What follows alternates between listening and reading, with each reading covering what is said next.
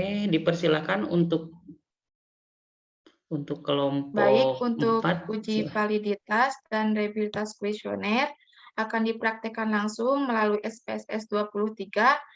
Yang pertama, uji validitas akan dipraktekkan oleh Eci Mulyani. Kepadanya dipersilahkan. Baik, terima kasih. Di sini saya akan mencoba mempraktekkan bagaimana cara uji validitas menggunakan SPSS 23. Untuk mempermudah kita dalam memproses data dalam SPSS 23, data yang sudah diperoleh terlebih dahulu kita masukkan ke dalam Excel. Nah, kemudian apabila data sudah dimasukkan ke dalam Excel, maka Q1 sampai Q5 dan total semua data di-copy. Setelah data di-copy, maka data dimasukkan ke dalam SPSS.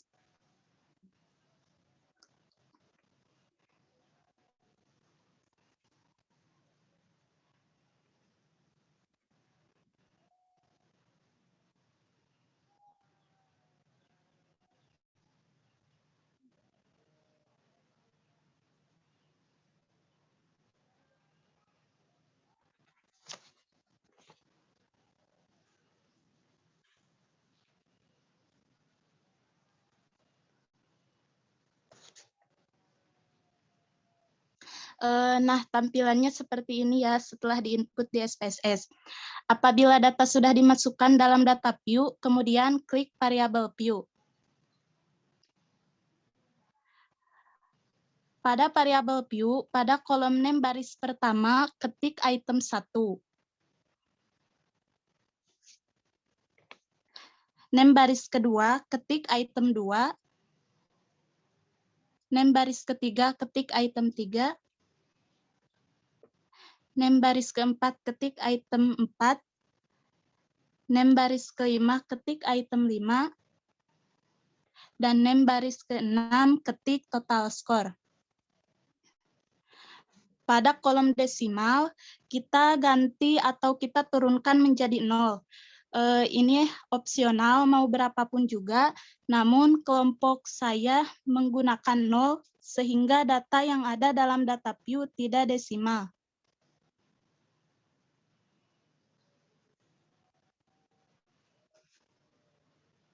Untuk kolom yang lainnya bisa diabaikan.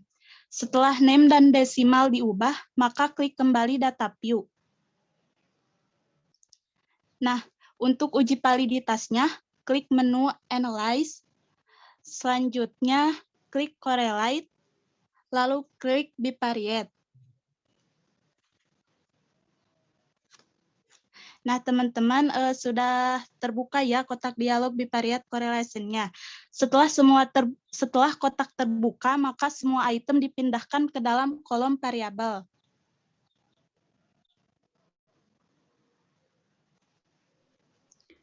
Itu bisa pakai Ctrl A, Neng. Kalau misalnya datanya banyak. Ctrl A. Nggak bisa. Sok aja lah. Setelah semua item dialihkan ke kolom variabel, lalu kita klik person to tailored, flag significant correlation, lalu setelah itu klik OK.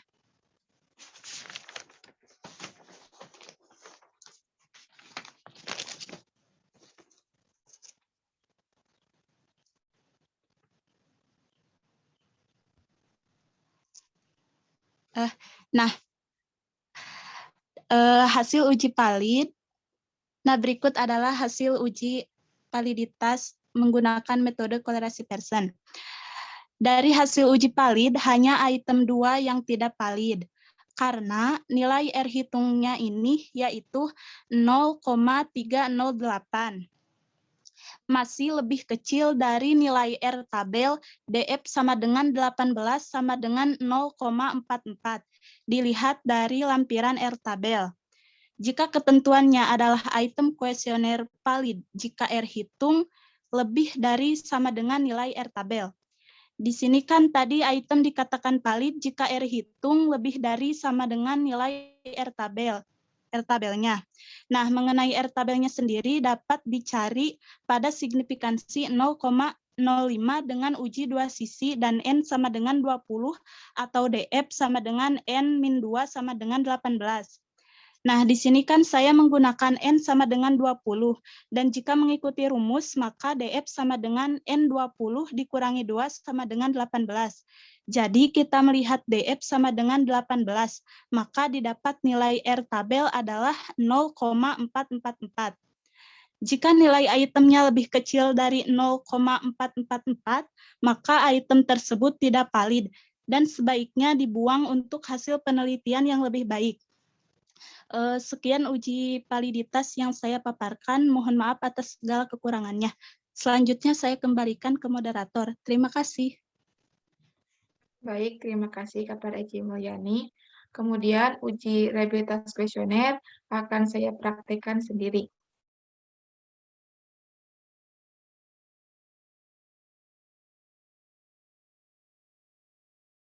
Untuk uji reabilitas kuesioner menggunakan data dari uji validitas. Yang pertama, kita klik analyze, kemudian klik scale. Pada scale, klik reability analysis. Setelah kotak reability analysis terbuka, maka item 1 alihkan ke kotak items, item 3 dialihkan ke kotak items, item 4 dialihkan ke kotak items, item 5 dialihkan ke kotak items. Setelah item 1, 3, 4, 5 dialihkan ke kotak items, maka klik OK.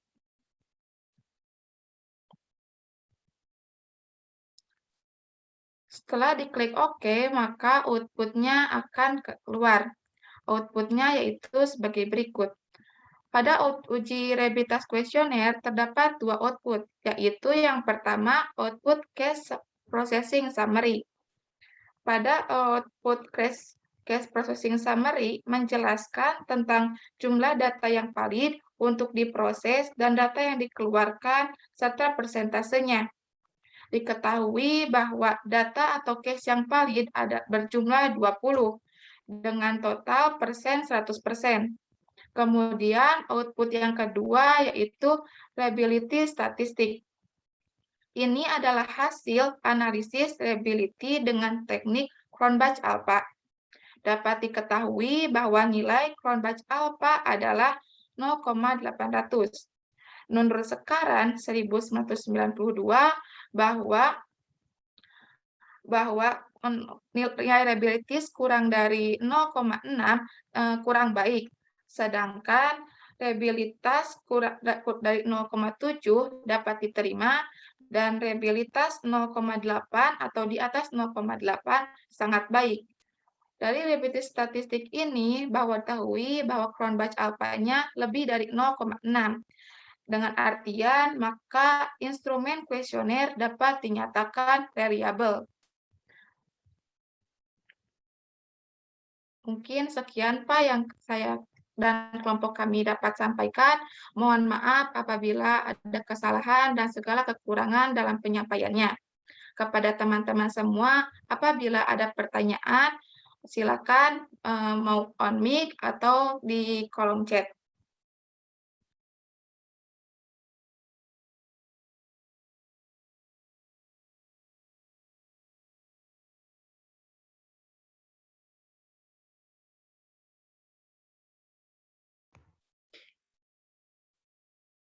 Silakan kepada kelompok yang lainnya apabila ada yang mau ditanyakan. Nah, ini ada 2 pertanyaan ya.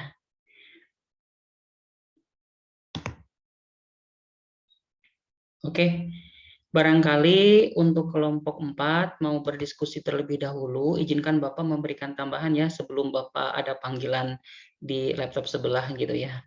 So sibuk mah kieu nya. Maaf.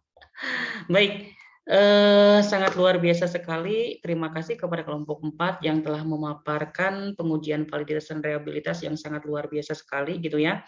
Apalagi ini langsung dipraktikan gitu. Nah, perlu saudara ketahui buat apa sih pengujian validitas dan reliabilitas? Nah, untuk pengujian validitas kalau misalnya kita aplikasikan dalam kehidupan sehari-hari gitu kan. Contohnya, kalau misalnya kita mau mengukur berat badan, ya salah satunya kita menggunakan timbangan gitu kan. Atau misalnya untuk mengukur tinggi badan bisa menggunakan meteran atau sentian gitu. Pak, boleh nggak kalau misalnya mengukur tinggi badan menggunakan jengkal? Ya, silahkan aja menggunakan jengkal, tapi itu jengkalan baku tidak gitu kan. Makanya untuk pengukuran ataupun untuk skala apa namanya? Intinya di dalam skala ukur intinya itu harus berstandar internasional. Artinya dari setiap wilayah gitu ya. Kalau misalnya dia melakukan pengukuran kembali itu tidak ada perubahan. Contoh gitu kan. Tinggi ISEP di sini kalau misalnya pakai sentian itu 165 cm. Itu kalau misalnya menggunakan senti. Tapi kalau misalnya tinggi ISEP di jengkalanku Bapak gitu kan bisa saja ISEP itu tingginya 10 jengkal. Oke, jengkalan Bapak apakah sama dengan jengkalan Nurbaiti? Gitu kan? Coba Nurbaiti jengkalan si ISEP sabaraha jengkal. Ternyata enggak 10 jengkal. Ternyata setelah Nurbaiti hitung gitu kan ada 12 jengkal. Nah, ada perbedaan gitu kan kalau misalnya menggunakan jengkal. Tapi kalau misalnya Nurbaiti dengan Bapak sama-sama mengukur tinggi ISEP gitu kan, kalau Bapak mau menggunakan meteran yang kayak seperti kayu gitu kan, nah 165 cm. Oleh Nurbaiti dicoba lagi dengan menggunakan meteran, mau menggunakan meteran penggaris yang panjang ataupun meteran yang untuk mengukur baju gitu kan, kain yang kayak gitu, silahkan sama aja. Ukuran mah nggak bakal berkurang ataupun bertambah. Ya, jadi antara Nurbaiti dengan Bapak kalau misalnya menggunakan satuan ukur yang sama gitu kan, walaupun alatnya berbeda gitu ya, pasti bakalan sama gitu. Dimanapun alat ukur itu gitu kan pasti tidak akan berubah gitu, kecuali kalau misalnya yang mempengaruhi itu bisa saja kalau di fisika mah gitu kan, Bapak pernah belajar fisika dikit waktu IPA kelas berapa ya di SMP ya, kan yang mempengaruhi ukuran itu bisa saja massa jenis ataupun tekanan ataupun gravitasi kalau nggak salah. Mohon maaf ya kalau Bapak menyampaikannya kurang tepat karena Bapak lulusan IPS gitu. Ya, barangkali di sini ada yang lulusan IPA mungkin tahu gitu ya.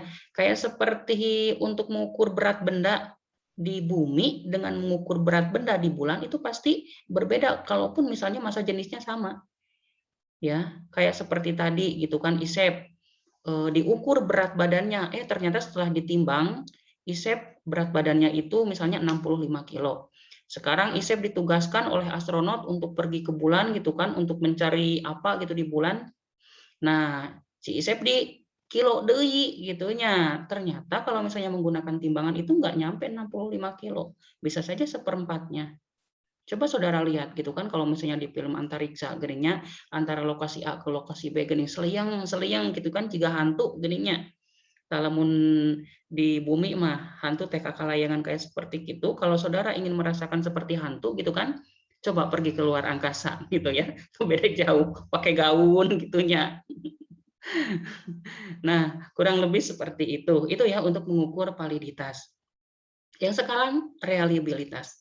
Yang dikatakan reliable gitu kan artinya kayak seperti tepat ukurannya. Oke, tadi untuk mengukur berat badan menggunakan timbangan. Tapi timbangan yang gimana dulu? Coba kalau misalnya Rosa dan Siti pergi sama-sama ke apa namanya? Ke puskesmas gitu kan.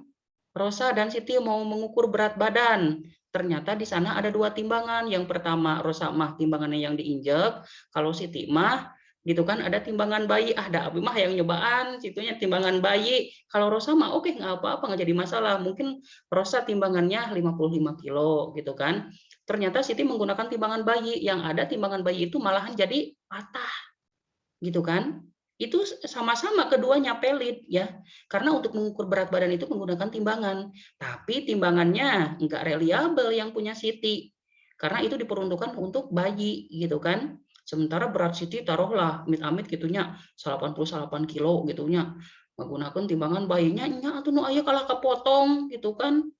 Nah, kayak seperti itu. Jadi dalam pengukuran itu harus valid dan reliable.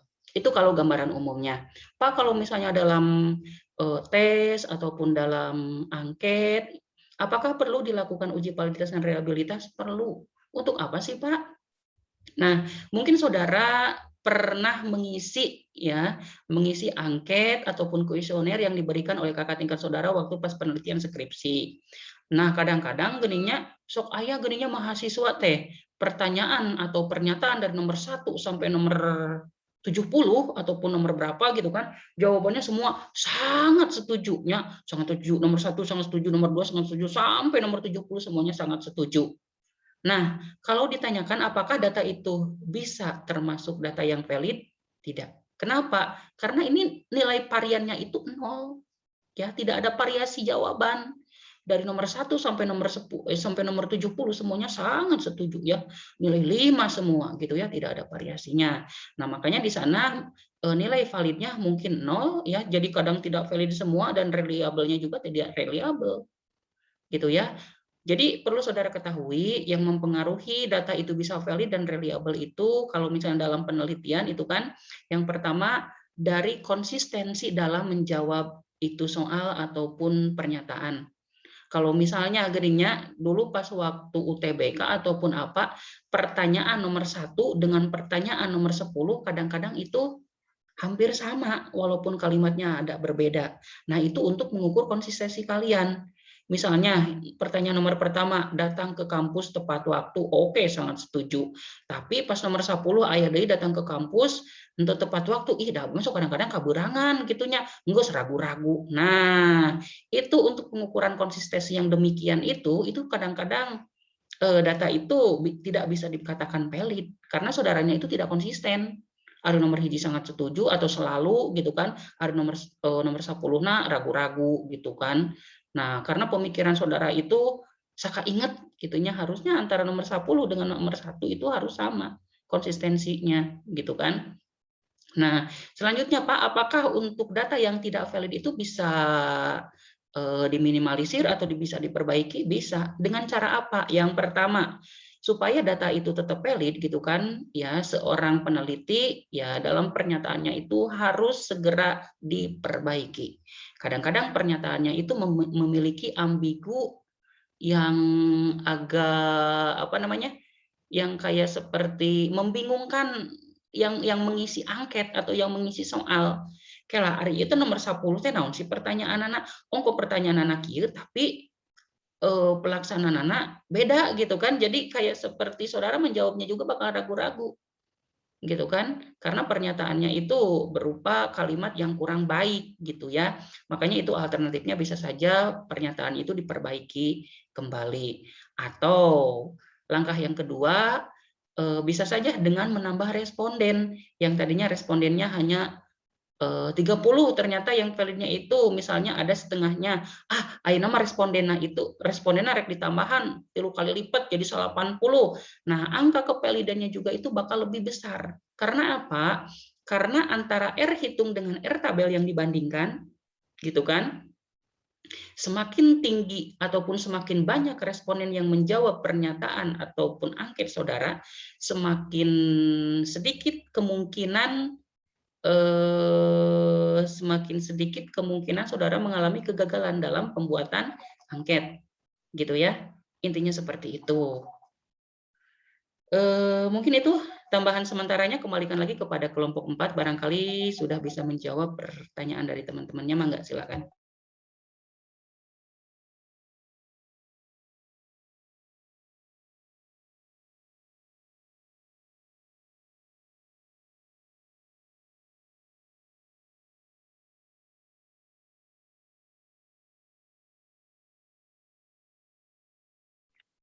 Baik, terima kasih kepada Bapak yang telah menambahkan materinya.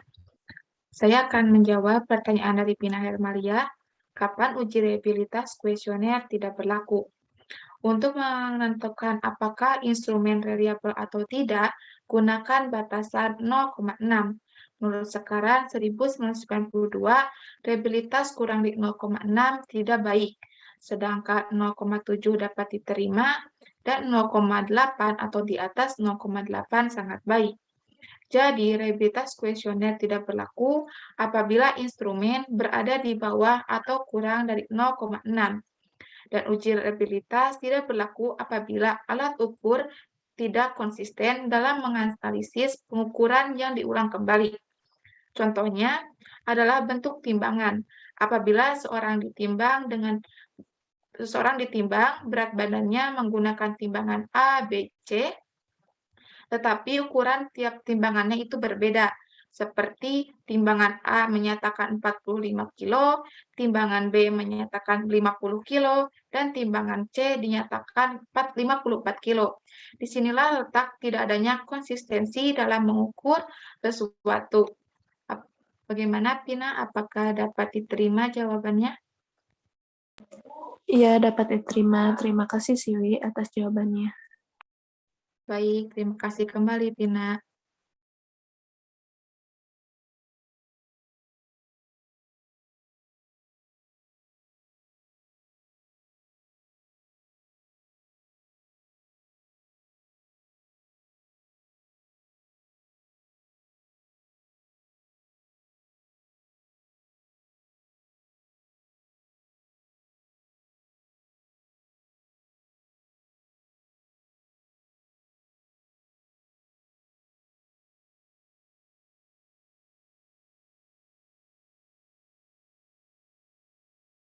Izin menjawab pertanyaan dari Denisa, moderator. Ya, silakan, Put.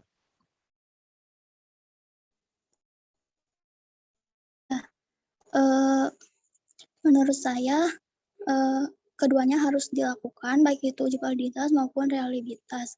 Karena validitas berasal dari kali validity yang mempunyai arti sejauh mana ketetapan dan kecermatan suatu alat ukur dalam melakukan fungsi ukurnya, dan reliabilitas sendiri diartikan sebagai indeks yang menunjukkan sejauh mana alat pengukuran dapat dipercaya atau dapat diandalkan dalam hal mengukur apa yang akan diukur. Uji validitas dan reliabilitas wajib hukumnya untuk penelitian yang menggunakan instrumen penelitian.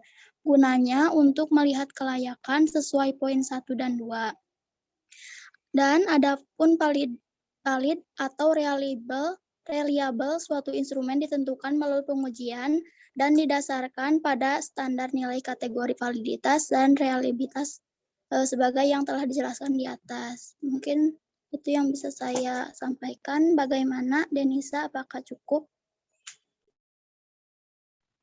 Baik, terima kasih. Sudah cukup, Putri. Baik, sama-sama.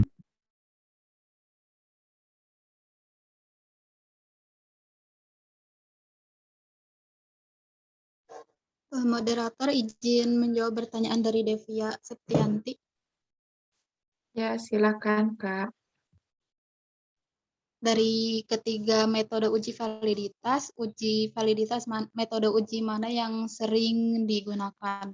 Nah, dalam melakukan uji validitas menggunakan program SPSS ini, teknik pengujian yang sering digunakan para peneliti untuk uji validitas adalah menggunakan metode korelasi bivariate person atau produk moment person. Nah, analisis ini dengan cara mengkorelasikan masing-masing skor item dengan skor total. Skor total adalah penjumlahan dari keseluruhan item. Nah, item-item pertanyaan yang berkorelasi signifikan dengan skor total menunjukkan item-item tersebut mampu memberikan dukungan dalam mengungkap apa yang ingin diungkap. Mungkin itu saja dari saya. Kepada Devia, apakah jawabannya dapat diterima? Ya, dapat diterima. Makasih, Kak.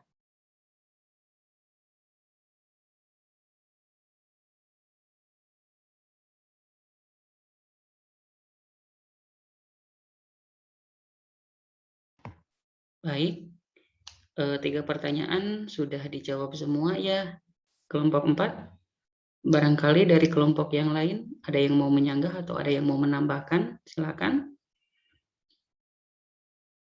Tidak ada. Izin Bapak untuk menambahkan atunya. Oke, ini untuk pertama tadi pertanyaan dari Devia gitu kan. Nah, mangga itu mah mau menggunakan korelasi apa? Sebenarnya yang di buku itu hanya 3 ya, hanya 3. Padahal sebenarnya banyak gitu kan untuk uji validitas itu. Mau menggunakan yang manual juga silahkan gitu kan, atau menggunakan program Excel juga silahkan gitu kan. Itu hanya yang 3 ini yang ada di SPSS gitu. Nah, tapi yang biasa digunakan khususnya untuk di pendidikan ekonomi itu menggunakan item yang korelasi ya, yang kayak seperti itu. Tujuannya kenapa? Karena kalau misalnya kita lihat gitu ya, angka untuk validitasnya itu lebih banyak dibandingkan dengan yang lain gitu. Itu ya. Jadi itu mah tergantung dari selera gitu ya. Kayak seperti saudara pengen pergi ke kampus mau naik motor, mau naik mobil gitu kan. Nah, itu mah kembalikan lagi sama selera saudara. Yang selanjutnya dari Pina, kapan uji reliabilitas kuesioner tidak berlaku ya? Ya, kalau misalnya tidak berlaku itu kalau di dalam pengujian gitu kan, apabila R hitung lebih kecil gitu kan dibandingkan R tabel gitu ya, makanya tidak berlaku itu. Atau selain R hitung bisa saja dengan membandingkannya dengan asimsi. Kalau asimsinya itu lebih besar dari 0,05 kan ketentuan taraf nyata itu bisa saja 1%, 5% atau 10% gitu kan. Kebetulan yang dibahas di sini hanya 5%. Kalau nilainya itu lebih dari 0,05 itu tidak valid gitu ya.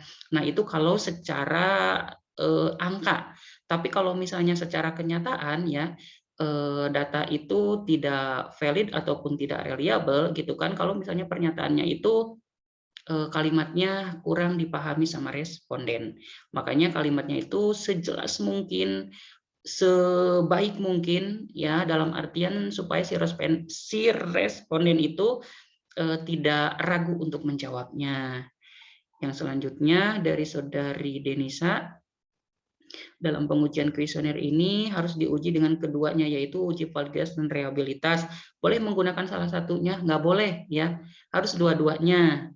Kayak seperti saudara kalau misalnya makan, otomatis habis makan pasti minum. Pak, boleh nggak kalau misalnya sehari saya hanya minum saja? Ya mangga silahkan kalau kuat.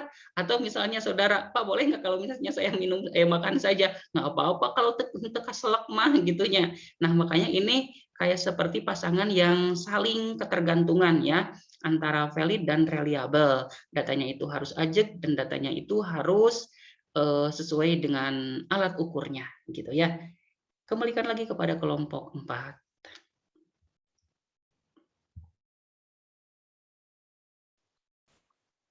Bapak, apakah langsung ditutup saja? Enggak, silakan ditutup saja. Baik, terima kasih. Alhamdulillah, presentasi uji validitas dan reliabilitas kuesioner dari kelompok 4 telah selesai. Mohon maaf apabila banyak kesalahan dan kekurangan dalam penyampaian materinya. Semoga materi yang disampaikan dapat bermanfaat bagi kita semua. Wassalamualaikum warahmatullahi wabarakatuh.